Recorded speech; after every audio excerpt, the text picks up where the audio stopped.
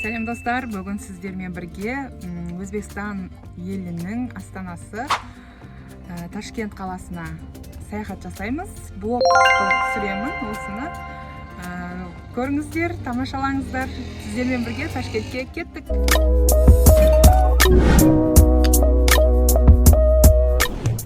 Біз Өзбекстанға өзіміздің жеңіл автокөлігімізбен өттік. Жалпы қазіргі уақытта жеңіл автокөлікпен жақсы өткізіп жатыр. Көп кезек болмаған жағдайда тез өтіп кетуіңізге болады. Жалпы машинамен өтудің жақсы жағы өзіңіздің автокөлігіңіз, ешқандай таксиге отырып әуре болмайсыз. Бірақ автокөлігіңізді осылай АТИДО тексереді, иттермен бірге жақсылап барлық жерін тексеріп, мынандай тұзды судан өткізеді. Автокөлікпен өтетін кезде дезинфекция үшін 23 000 сом төледік. Ал егер тонировкаңыз болса, онда 7 000 теңге төлеуіңіз керек болады.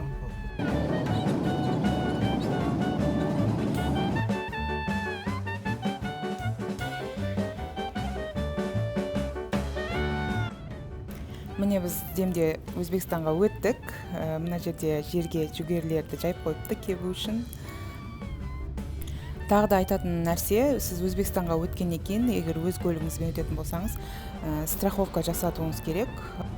Және телефоныңызға сим-карта алып алуыңыз керек. Бірақ Қазақстан азаматтарына немесе шетел азаматтарына паспорт пен сим-карта бермейді. Өзбекстанның азаматы болу керек. Сол үшін бір жерден емес, бірнеше жерден сұрап сим-картаны алып алсаңыз болады.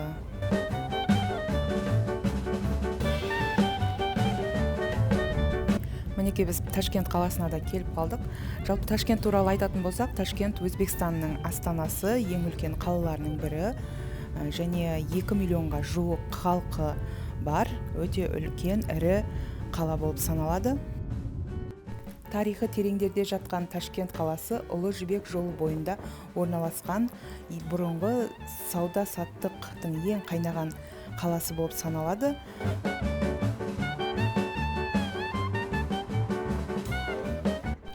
Ескі тарихи деректемелерге сүйенетін болсақ, Ташкенттің бұрынғы атаулары Сач, Сашкент, Теркент, Тункент, Бинкент деп аталған. Ал Дивани луғат кітабында Ташкент деп аталған екен.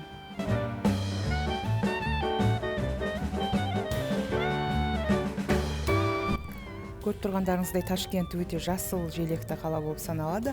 Жалпы Ташкенттегі халықтарды туралы айтатын болсақ, халықтың 63% өзбектерді құрайды, 20% орыстар, қалғандары татар, корей, тәжік, ұйғыр ұлттары осы Ташкент қаласында мекендейді екен.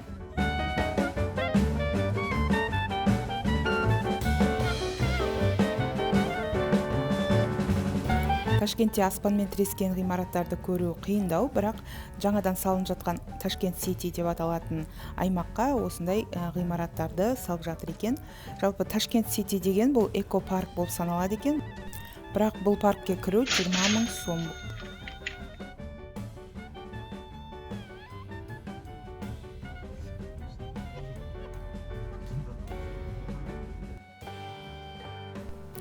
Ташкентте тамақтану үшін бір әдемі кафеге кірдік. Бұл жерде милли таомлар деп аталады, яғни ұлттық тағамдар бар екен. Кафенің өте іші әдемі, салқындатылған. Сыртқы жағында да, ішкі жағында да өте жақсы орналастырған екен. Бұл жердегі счетымыз 160 000 сом болды, яғни теңгемен мына жерде көрсетіп қоямын. Және бұл жердегі официант жігіт, Самандар деген өте жақсы жігіт екен. Бізге өзінің телефонынан Wi-Fi-ын қосып берді. Және мына жерде біз одан кейін мороженое жедік. Мороженое өте дәмді екен. Егер келіп жатсаңыз, осы милли таомлар деген жерге келіп, тағамын дәмін көріп, балмұздағының дәмін көріп кетсеңіз болады.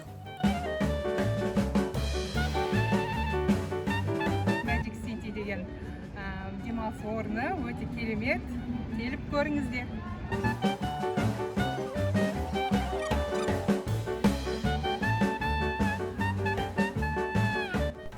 Ташкентте осы жақында ашылған Magic City деп аталатын демалыс орнына келдік. Бұл жерде осындай кішкентай миниатюрный кала сыяктуу кылып жасап койгон, ар түрлүү чет элде жүрген сыяктуу сезимде боласыз.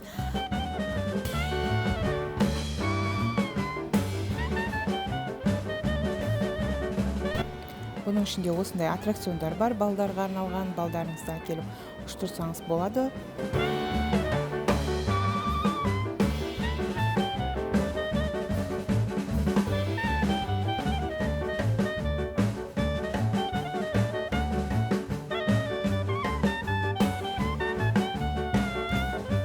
Керемет көңүл күйдемиз.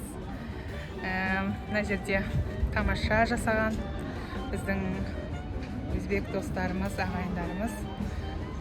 Барлығы керемет. Келіп көріңіздер. Magic City'ға кіру ақысыз, тегін екен. Дисней сияқты қылып жасап қойған. Мына жерде көріп тұрғандарыңыздай, арттағы өте әдемі.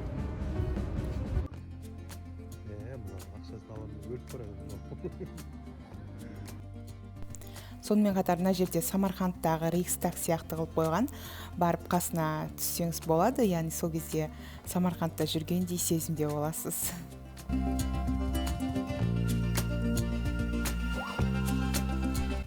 Және Magic City'дің ішінде осындай үлкен аквариум бар екен. Оның ішіндегі мынандай магазиндерді көрсеңіз болады. Бұл магазиннен мен мынандай өзімнің холодильникке жабыстыратын магнитті сатып алдым 14 000 сомға.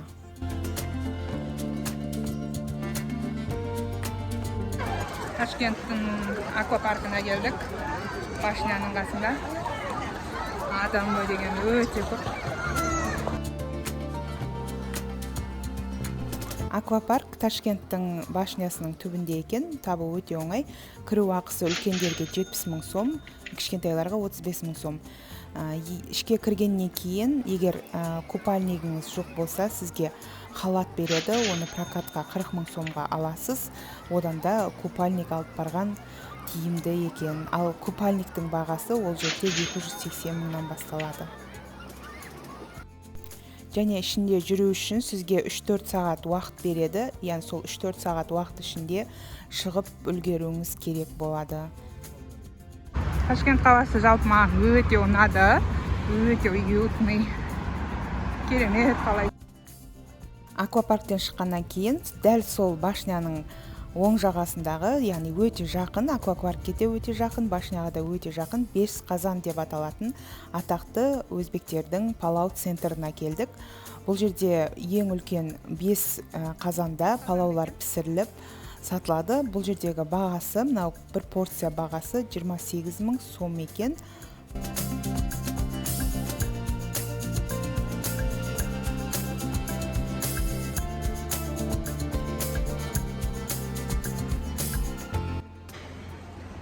Ташкенттің атақты 5 қазаны. Сен қалған жемсенді. Шот көріп тұрғандарыңызда 129 920 сом болды. Және мынандай суретке түсетін әдемі жер жасап қойыпты. 5 қазаннан шыққаннан кейін Ташкенттегі қыдыратын жерлердің келесі біреуі Түркменстан мен Өзбекстанның достастығы үшін салынған Ашхабад паркіне келдік. Бұл жерде 12 гектар созылып жатқан жерде 60-ға жуық аттракциондар, 80-ге жуық фонтандар бар екен. Мінекей мына жерде аттракциондардың бағаларын суретке, видеоға салып қойдым. Көрсеңіздер болады. Жалпы бұл жерге апта ішінде келетін болсаңыз, кіру ақысы 5 000 сом екен. Ал суббота, воскресенье күні келетін болсаңыз, кіру ақысы 10 000 сом кісі басына.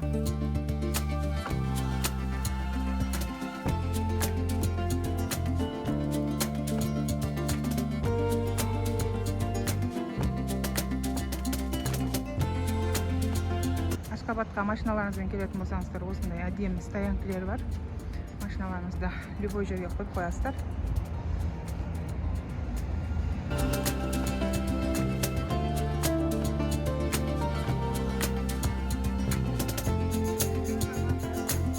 Және сапарымыздың соңында Ташкенттен шыға берісте яғли патер деп жазылған жерден осындай керемет нандарды сатып алдық. Бір штукі 60 000, 70 000 сом екен. Достар, осымен видеомды аяқтаймын. Видеомды көргендеріңіз үшін сіздерге рахмет. Менімен бірге жақсы уақыт өткіздіңіздер деп ойлаймын. Алдағы уақытта тағы да осындай блогтар жүргізіп отыратын боламын. Егер сіздерге осылай ұнаса, лайк басып, комментарий қалдырыңыздар. Келесі видеоларда көріскенше сау болыңыздар.